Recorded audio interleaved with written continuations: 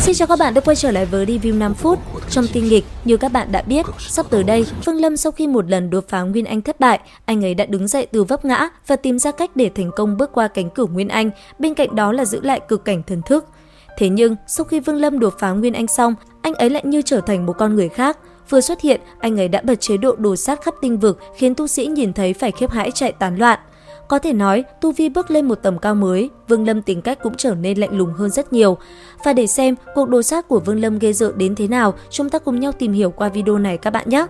Đầu tiên, chúng ta phải biết rằng, ngày hôm đó, bầu trời vô cùng trong xanh, khắp nơi quần hùng tề tựu về đám cưới của Lý Mộ Uyển và Tôn Chấn Vĩ. Có thể nói, đám cưới của một trong những nhân vật khá quan trọng như vậy, thế nên tụ hợp tại đây toàn là những lão Nguyên Anh kỳ cộng cán. Thế nhưng, trong lúc mọi người đang phấn khích, chuẩn bị bắt đầu hôn lễ, thì từ dưới mặt đất thì dị tượng lại bất chợt bạo phát. Thế vậy, một lão Nguyên Anh hậu kỳ cầm đầu đoàn người tới xem dị tượng từ đâu phát sinh thì đột nhiên một tiếng hét thảm vang lên, chỉ thấy tên kia bị cực cảnh thần thức xuyên trúng, thất khiếu chảy đầy máu trông vô cùng đáng sợ. Tiếp theo, Vương Lâm liền xách cổ hắn ta và bước ra bên ngoài. Thế vậy, Lý Mộ Uyển cũng liền chạy tới người Vương Lâm và ôm nam nhân kia vào lòng. Phía xa, nhìn thê tử của mình chạy theo người khác, Tôn Chấn Vĩ cũng liền lao lên. Đáng tiếc, Vương Lâm chỉ nháy mắt, hắn ta đã mất mạng. Thế vậy, cha của Tôn Chấn Vĩ, một gã Nguyên Anh trung kỳ liền lao lên. Theo sau hắn ta, 7 tên Nguyên Anh kỳ cũng phóng người lên định vây công Vương Lâm, thì bất chợt cực cảnh thần thức như tia chớp đã liền phóng ra.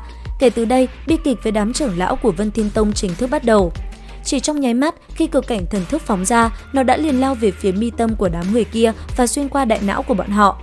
Cứ như thế, vừa bắt đầu trận chiến, trong số 9 tên trưởng lão của Vân Thiên Tông xuất trận thì có 6 lão Nguyên Anh kỳ bằng những cách khác nhau đã bỏ mạng tại chỗ mà không kịp kháng cự. Thế vậy, hàng chục tên Nguyên Anh kỳ của các môn phái khác ở đây cũng không dám vọng động mà chỉ đứng yên lặng, theo dõi màn đồ sát vừa rồi mà thôi. Bất chợt, khi Vương Lâm định lấy mạng nốt 3 gã Nguyên Anh còn lại thì 4 tên lão tổ của Vân Thiên Tông xuất quan lao tới. Đáng tiếc, cho dù tu vi của bọn họ có là Nguyên Anh hậu kỳ, muốn tiêu diệt Vương Lâm cũng là không dễ. Đầu tiên, có một tên lão tổ lao lên hung hăng định bắt gọn Vương Lâm thì đã lập tức bị anh ấy đánh cho hồn bay phách tán. Thế thế, 3 gã còn lại lao lên hợp lực vây công và cứu tên lão tổ kia thì bất chợt, Vương Lâm lấy ra cấm phiên và pháp bảo vây nhốt từng tên một. Cuối cùng, màn giao chiến chớp nhoáng kết thúc, một tên lão tổ bỏ mạng, 3 tên còn lại thì bị Vương Lâm ép sao ra hồn huyết. Nghe vậy, đám người kia cũng không dám kháng cự. Cứ thế, bọn họ chỉ đành làm theo lời Vương Lâm và tôn anh ấy lên làm tông chủ của Vân Thiên Tông. Tuy nhiên, Vương Lâm đã đột phá Nguyên anh ấy liền an bài mọi thứ và sắp xếp để Lý Mộ Uyển tiếp quản tông môn này. Sau đó, từ biệt Lý Mộ Uyển, Vương Lâm cũng liền rời đi khỏi nơi này và lên đường trở về Triệu Quốc báo thù đằng gia. Thế nhưng, trên quãng đường đó, Vương Lâm lại gặp không ít chuyện. Đầu tiên, anh ấy thu được một con muỗi để làm sủng vật. Sau đó, đến một tòa thành ở Tu Ma Hải, anh ấy lại bị một tên Nguyên Anh kỳ gây hấn. Đáng tiếc, tên kia chọc nhập người, chỉ nháy mắt, cực cảnh thần thức phóng ra, Vương Lâm đã liền tiễn hắn về với cát bụi. Thế nhưng, đồng bọn của tên này đã ngay lập tức tạo ra một cái bẫy và dụ Vương Lâm đi tới. Sau đó, khi dẫn Vương Lâm đến cái bẫy mà bọn chúng đặt sẵn, 5 tên Nguyên Anh kỳ liền cùng nhau hợp lực vây công Vương Lâm. Đáng tiếc, tu vi Nguyên Anh kỳ tới Vương Lâm giờ cũng chỉ là hạt cát mà thôi. Rất nhanh, lại một màn đồ sát diễn ra. Chỉ trong nháy mắt, Vương Lâm đã liền lấy mạng 5 tên tu sĩ Nguyên Anh kỳ. Sau đó, lấy túi trữ vật của bọn họ, Vương Lâm tìm một vài món đồ cần thiết rồi liền rời khỏi Tu Ma Hải, tìm đường rời đi.